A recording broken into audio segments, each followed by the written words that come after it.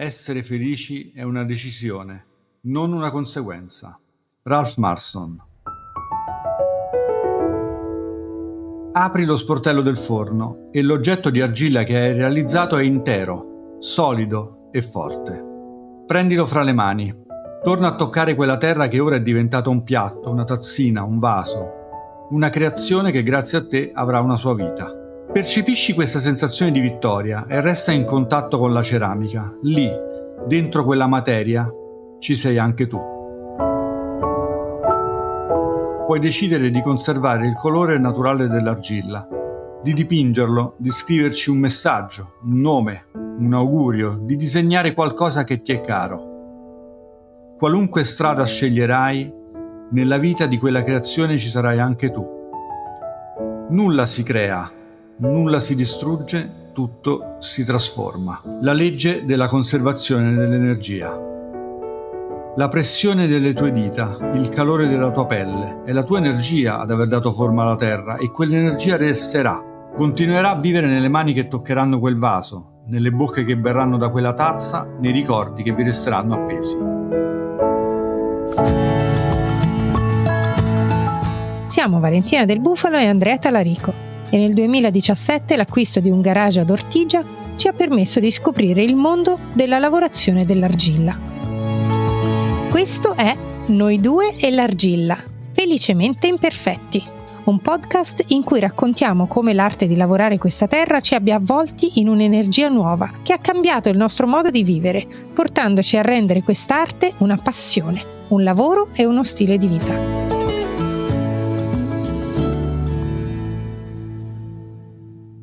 Minchisi. Oggi cominciamo da questa parola. Minchisi è un termine della lingua Kikongo che indica oggetti cerimoniali, vasi, ciotole, statuette realizzati dal popolo Bakongo nella Repubblica Democratica del Congo. In passato i Bakongo creavano questi oggetti con l'argilla bianca che chiamavano Mpemba. L'argilla bianca era un ingrediente sacro raccolto accanto ai fiumi o ai cimiteri. Si credeva che custodisse lo spirito di chi non c'era più e che facilitasse il legame tra il mondo dei vivi e quello dei morti. Regalare un oggetto fatto con Mpemba significava proteggere, curare nel corpo e nell'anima. Le usanze cambiano, la spiritualità si trasforma, ma credo che il potere dell'argilla di toccare l'anima resti invariato. Siamo fatti di argilla, terra e acqua. Non è solo un simbolo. A livello chimico siamo fatti del 60% di acqua e l'altro 40% è composto da carbonio, ossigeno, idrogeno, azoto, calcio e fosforo, gli stessi elementi che compongono la terra. Da quando abbiamo aperto la bottega, l'argilla ci ha connessi a tantissime persone, storie e vissuti. Ogni volta che realizziamo un oggetto su commissione, le nostre mani diventano il tramite per realizzare piccoli e grandi desideri di argilla. Per custodire un ricordo, per mandare un messaggio. E a volte l'argilla torna a custodire lo spirito, a unire il mondo dei vivi e quello dei morti. Ti racconto la storia di un cachepot che ho realizzato per una signora.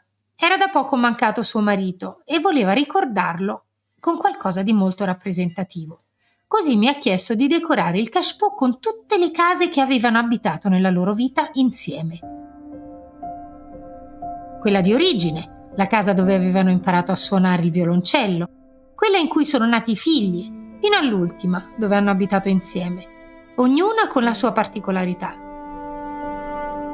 Quando le persone che amiamo non ci sono più, i ricordi ci permettono di tenerle in vita, di trattenere la loro presenza.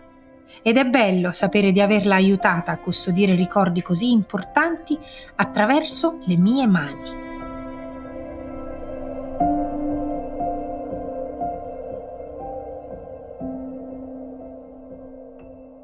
Scegli un lavoro che ami e non lavorerai neppure un giorno in tutta la tua vita.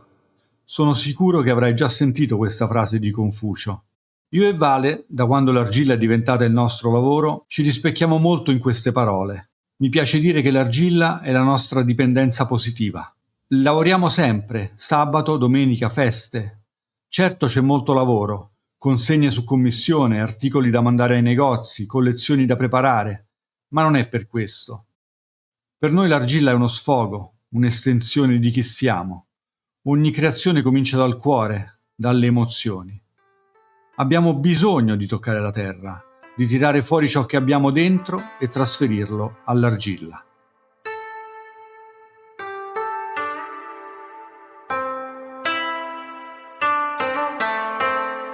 Quando è finito un oggetto di argilla, in questo episodio ti raccontiamo come avviene la fase finale della lavorazione dell'argilla. Una volta che l'oggetto ha resistito alla prima cottura, per noi è già una vittoria. Sappiamo che abbiamo lavorato bene e non si romperà. Qui ci sono due strade: dipingere l'oggetto o passare direttamente alla cristallina. Se decidi di dipingerlo, è bene sapere che esistono diversi tipi di colori che si possono usare con l'argilla. Noi utilizziamo gli ingobbi, che sono fatti di argilla e pigmenti naturali. A differenza di altri smalti, il colore così si asciuga presto e anche spostando l'oggetto non si rovina. Coprono bene, non serve ristendere il colore tante volte per renderlo uniforme, ma bisogna stare attenti e lavorare di immaginazione, perché il colore degli ingobbi lo vedi davvero solo dopo la seconda cottura. Un esempio, il blu prima della cottura è rosa, così come gli altri colori prima della cottura sono molto più spenti. La fase della pittura è una delle mie preferite. È un momento in cui rallento, per forza. Non puoi correre quando dipingi, devi andare piano. Anche se la giornata è iniziata nel modo sbagliato, piena di pensieri, appena prendo il pennello in mano e comincio, tutto si placa. Ogni tratto, ogni contorno richiede attenzione e se non ti svuoti un po' la testa, se non ti calmi, si nota subito. Come si dipinge su un oggetto di ceramica?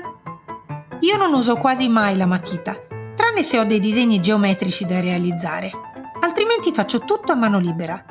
A differenza della pittura su tela, sulla ceramica si lavora direttamente con i colori. Ad esempio, se devo fare una maglietta a righe, prima parto dalle righe colorate e poi traccio i contorni. È un lavoro di estrema precisione, ma se sbagli puoi sempre rimediare. Basta un po' di carta vetrata da strofinare dove abbiamo sbagliato e la pittura va via. Dopo la pittura è il momento della cristallina, che è una sorta di vetro liquido. Ad esempio, per cristallinare una tazza, prendo il manico, immergo un lato nella cristallina, aspetto che si asciughi e poi immergo l'altro lato. Disegno e i colori spariscono sotto un velo di bianco satinato. Poi passiamo alla seconda cottura. Questa volta la probabilità di rottura nel forno è molto bassa. Gli oggetti vanno messi in bilico su dei piccoli treppiedi perché non si devono toccare e non devono toccare la base del forno. La temperatura raggiungerà i 980 gradi o poco meno e qui la cristallina si vetrifica, si scioglie e diventa uno strato lucido e impermeabile. Dopo circa 30 ore, il tuo oggetto di ceramica sarà finalmente pronto.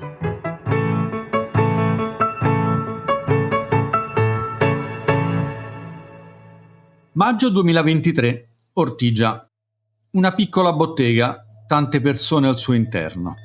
C'è silenzio, nonostante il locale sia pieno. Gli occhi di tutti sono incantati sulle mani di due scultori. La maestria con cui da un blocco di argilla prendono vita occhi, nasi, guance, labbra, fino a trasformare la terra in figure talmente realistiche da sembrare vive. In qualche modo lo sono, vive. La bottega è il nostro basso, sì, quello da cui è partito tutto, e i due scultori sono Audal de Juana e Grzegorz Svazda. Se ti va cercali online, capirai perché ci hanno incantati. Ma come sono finiti due scultori di questo calibro a fare una dimostrazione dal vivo nella nostra bottega? Ora te lo racconto. Io mi definisco una curiosaccia. Se qualcosa mi incuriosisce, voglio approfondirla subito. Qualche mese prima di questo evento che ti ha raccontato Andrea, mi era apparsa sui social la pagina di Audal de Juana. Un fenomeno. Sono rimasta folgorata dalle sue sculture. Non riuscivo a staccare gli occhi da quelle forme in divenire, dai video in cui le sue dita rifinivano un dettaglio. E quando sono finita in un reel in cui parlava di workshop di scultura, non ci ho pensato neanche mezzo secondo. Quella sera stessa sono corsa da Andrea mio gridandogli: «Guarda, ho fatto una pazzia!» e gli ho mostrato 2 biglietti per Girona. Poco tempo dopo eravamo in Spagna al workshop di una settimana di Audal de Juana. Dopo questo corso non solo ci siamo appassionati alla scultura, ma abbiamo anche trovato un amico. Audal e sua moglie Aida sono persone dolcissime e hanno una bambina deliziosa che chiamavo Piccolina. Ci siamo trovati molto bene in loro compagnia, tanto che quell'estate abbiamo deciso di ospitarli ad Ortigia e nell'occasione ci è sembrata una bellissima idea organizzare un evento dal vivo. Abbiamo pensato a tutto: volantinaggio, argilla, trespoli, attrezzi, e abbiamo reso l'evento gratuito e aperto al pubblico. E Audal ci ha fatto un regalo straordinario. Ha invitato alla dimostrazione che avevamo organizzato anche Grzegorz Gwiazda, uno scultore polacco che lui considera il più grande scultore contemporaneo. Insieme hanno scolpito per una settimana nella nostra bottega, permettendo a chiunque di assistere a questo momento magico. Ancora una volta l'entusiasmo di mia moglie mi ha portato oltre quelli che credevo essere i miei limiti.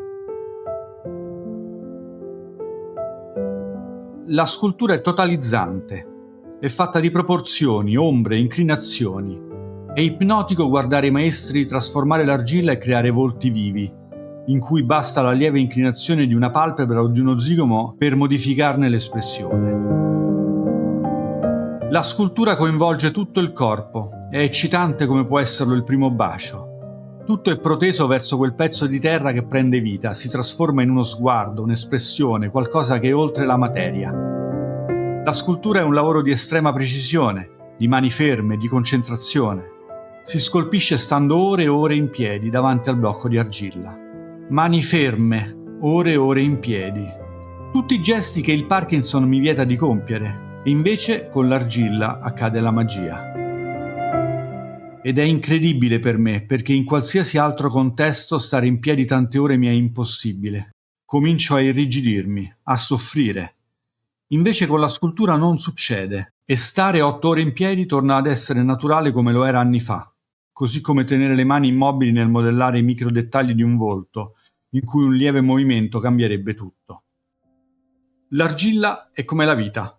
Ti mette alla prova, ti costringe a rallentare, a guardarti dentro. Se cerchi di forzarla si spezza, se hai fretta si crepa. Ma se la ascolti, se la accompagni, se impari a rispettarla, allora qualcosa cambia. Anche la fatica trova un senso, anche la fragilità diventa una forma di forza. E io, che da sempre cercavo di non far tremare le mani, ho capito che l'argilla poteva restituirmi il controllo, o almeno la sensazione di avere qualcosa tra le dita che prende forma e resiste.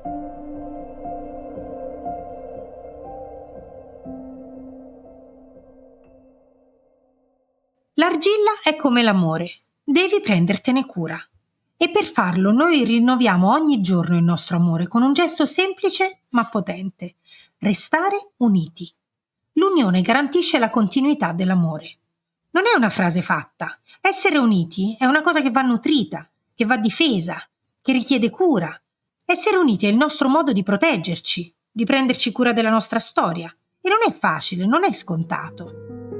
Perché nella vita ci sono 1000 cose che ogni giorno ti travolgono. Il lavoro, gli impegni, le famiglie, i genitori, le malattie. Non viviamo in una bolla. E proprio in mezzo a tutto questo caos noi cerchiamo ogni giorno di esserci, di tenerci vicini, di scegliere l'unione.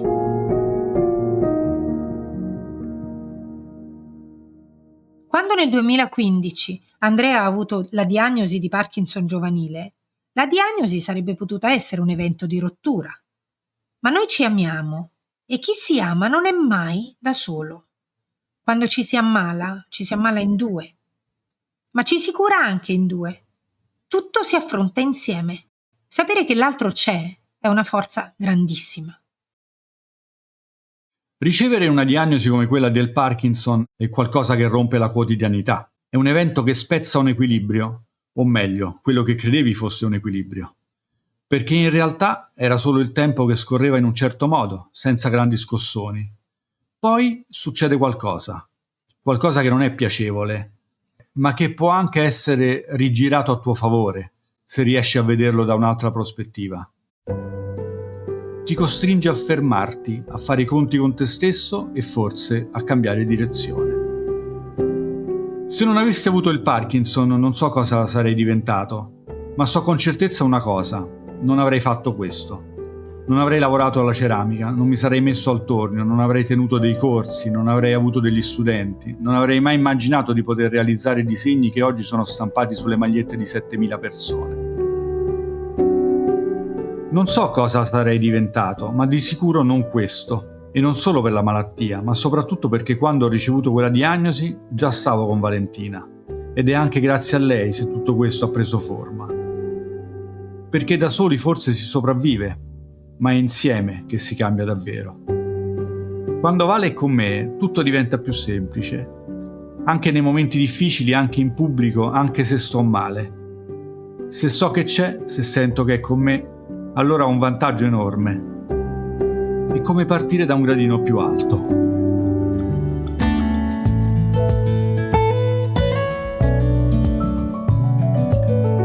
Questo era l'ultimo episodio di Noi due e l'argilla, felicemente imperfetti. Noi siamo Valentina Del Bufalo e Andrea Talarico e con questo podcast speriamo di averti lasciato qualcosa, una riflessione, una prospettiva o anche solo di averti tenuto compagnia. E voglio lasciarti un consiglio prezioso: non avere paura di cambiare. Se vuoi raccontarci una tua esperienza, dirci cosa ne pensi del podcast o soltanto scambiare due parole, ricorda che puoi trovarci su Instagram come Tazzamore. Se la nostra storia ti è piaciuta, lasciaci un cuoricino e consiglia il podcast a qualcuno a cui pensi potrebbe fare del bene.